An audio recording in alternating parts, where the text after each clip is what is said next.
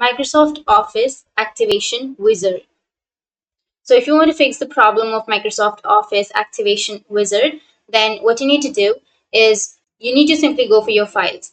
Under your files, you need to go for the local disk C. And under local disk, you need to simply go for the program files. And under program files, you will have Microsoft Office, right? Simply double click on the Microsoft Office. And under Microsoft Office, you need to simply go for your Office file again. And under Office, here you will have file or folder, which is OSPREARM. We just need to right click on it and click on Run as Administrator. Click on Yes. And once you click on Yes, it will open up, but it will close within few seconds, like within 2 or 3 seconds. So you just need to do that for 2 or 3 times. Click on Run as Administrator, click on Yes, and done. So make sure to do that 3 to 4 times and your problem will be fixed. So that's how you can fix your Microsoft Office Activation Wizard problem. And if you have any questions, feel free to comment below. Thanks for watching.